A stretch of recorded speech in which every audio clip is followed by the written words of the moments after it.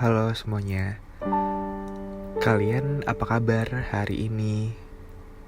Semoga apapun yang teman-teman lagi rasain di hari ini, sedih ataupun senang, bahagia ataupun lagi sesak, semoga kedepannya bakal baik-baik aja.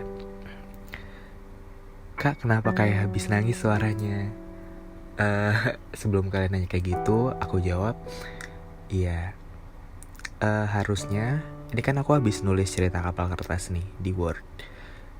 Aku ada schedule buat rekaman podcast Kita dan Waktu karena ini hari Sabtu jam 1 malam, tengah malam. Aku ada rekaman untuk episode malam minggu.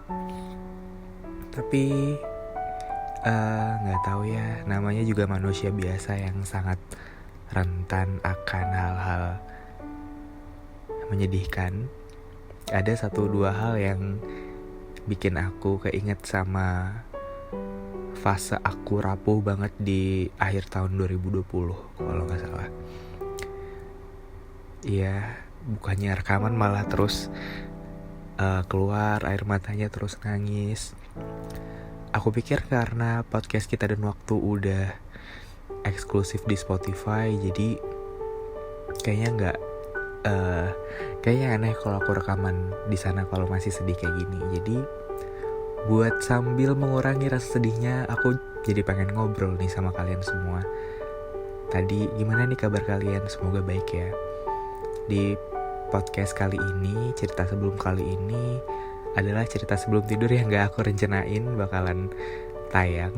Aku cuman pengen cerita aja, sama sebenarnya seperti di awal helaan napas cerita sebelum tidur dibuat, aku juga cuman pengen cerita aja. Mungkin aku kasih garis besarnya apa ya? Ternyata sesak banget ya jadi dewasa. Ya udah, mungkin tanpa harus berlama-lama lagi, yuk langsung aja kita mulai kan. If you are searching for this topic, baby, please listen carefully, cause we will deep dive together. Gue Bagas dengan cerita sebelum tidur, menemani kalian mengudara dengan sebuah cerita yang semoga ada maknanya. Amin, ada maknanya. Teman-teman, siapa aja nih yang udah menginjak fase dewasa? Atau yang udah baru aja start ke proses pendewasaan? Gimana rasanya? Asik? Menarik? Unik? Atau banyak tantangannya? Mungkin ada banyak perasaan-perasaan yang gak pernah kamu temuin sebelumnya ketika kamu menginjak fase ini. Kayak perasaan yang tadinya menyenangkan berubah jadi perasaan sedih. Apalagi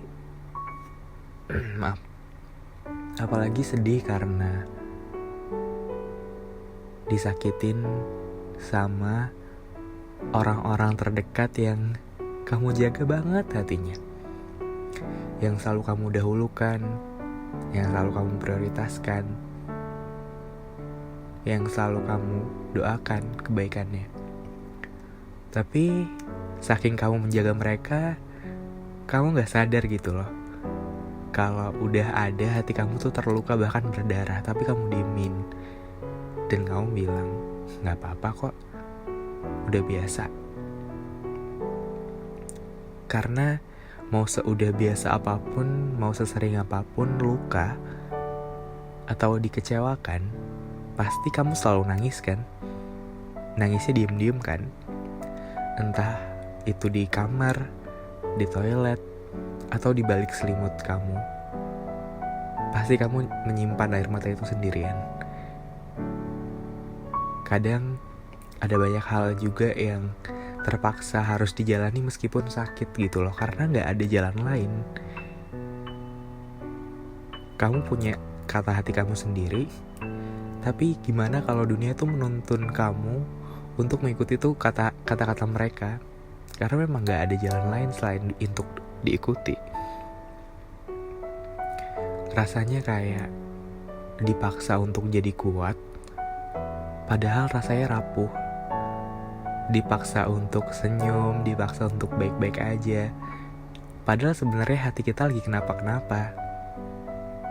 Pengen banget ada waktu buat nyerah sehari aja, buat kalah sama keadaan, tapi nggak bisa. Karena dunia pengen tahu kita tuh cuman baik-baik aja. Waktu itu aku jadi ingat,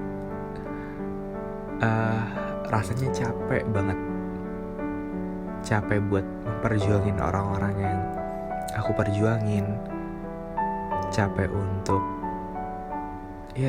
bisa bahagiain mereka.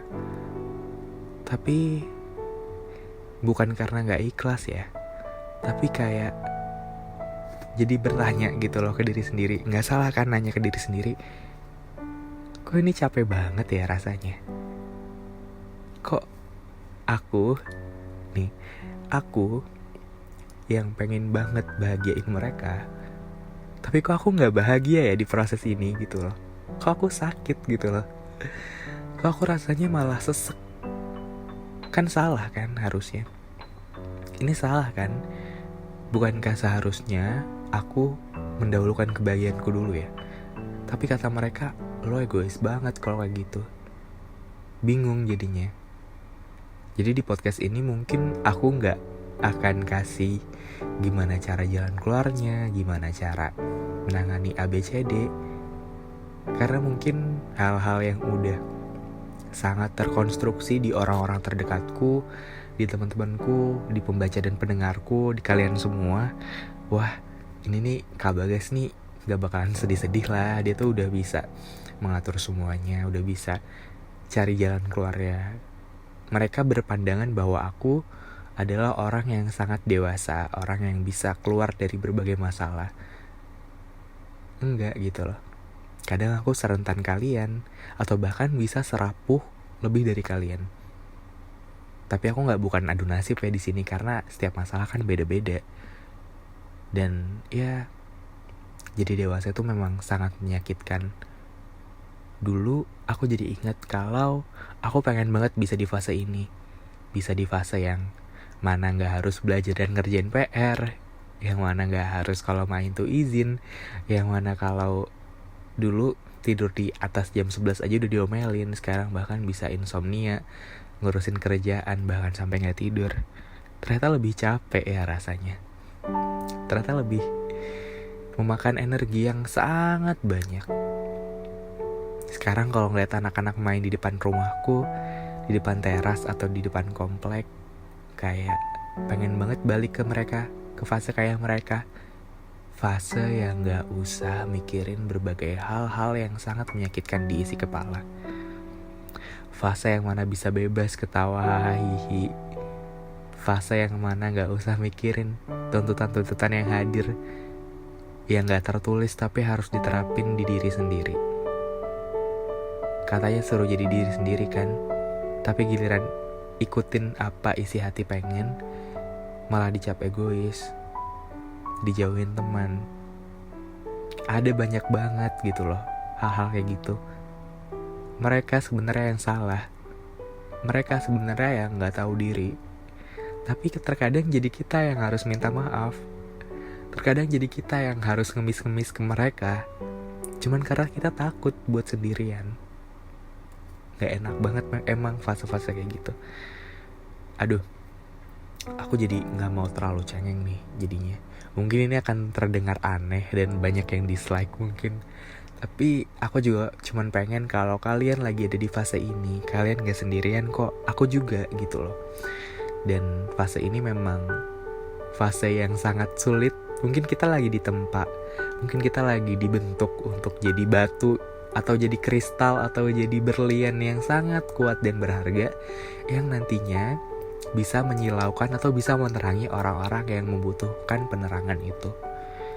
Dan semoga dari fase-fase berat yang kalian rasakan ini akan menjadi bekal yang sangat berharga yang gak bisa kamu temuin di mana-mana. Karena kan seperti kata pepatah, pengalaman adalah guru yang paling berharga atau pelajaran paling berharga gitu.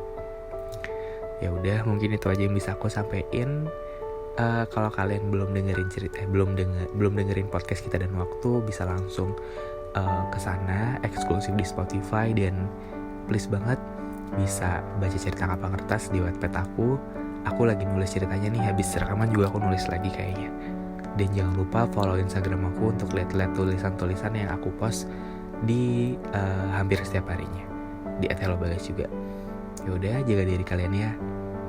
Gue Bagas pamit undur diri. Sampai ketemu lagi di episode selanjutnya. Dadah.